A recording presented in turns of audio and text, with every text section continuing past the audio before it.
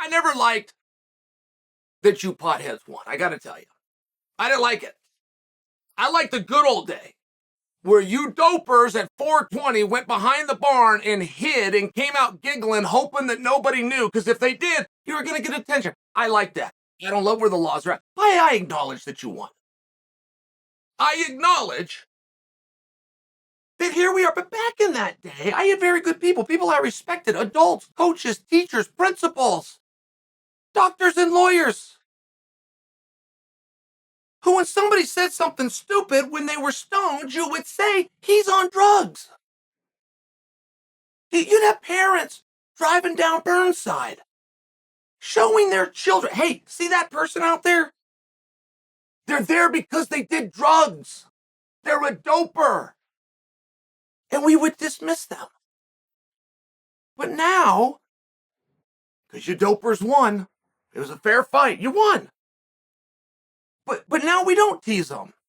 So now when we have a doper, named Joe Rogan in this case, saying that today's fighters are better than George St-Pierre, we address this and we debate this. Why? What happened to the good old day where we said, guy's on drugs? Don't listen to him. That guy's on dope. What happened to those days? That's not a rational statement.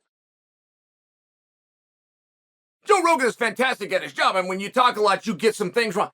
Joe Rogan is a podcast. Are you guys aware? The Joe Rogan program, very popular. And he goes on the Joe Rogan program. He's talking to a gentleman. And he even put Masvidal over, which is great. But he even put Masvidal over as an example that today's welterweights are far superior and they're better than George St-Pierre. Now, we should just dismiss this, but I want to explain to you how we got there, because this is a person who has the right to an opinion. And it's a person that will influence your opinions. And what Joe said and how he did this math is very common. But I would like to correct you to what a non-420 mind can come up with.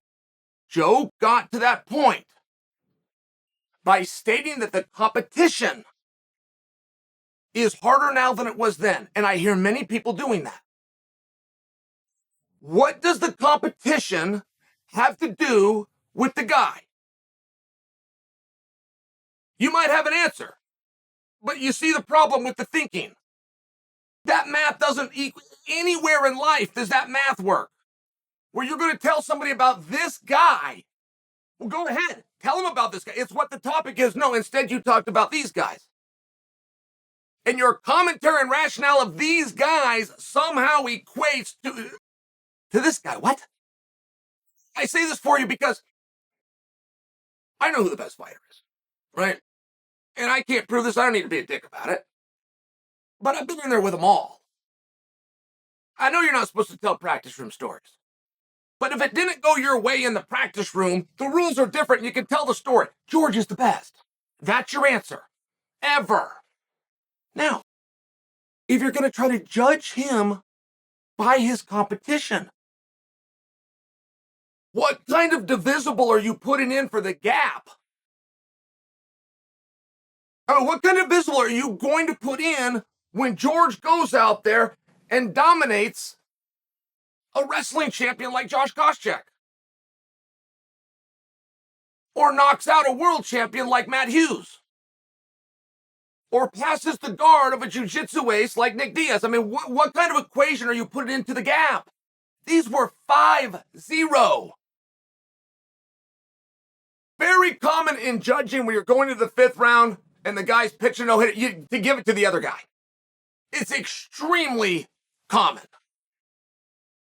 With the deduction being no one's going to call me on it. If I get the fight the way the whole world said, they don't look at my score.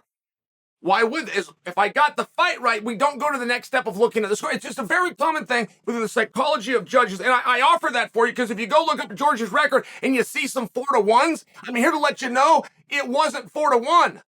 So what do you go? First off, how do you come to a conclusion of this guy? How do you come to an analysis of this guy based on those guys? And second, what are you doing for the gap? How are you putting that back together?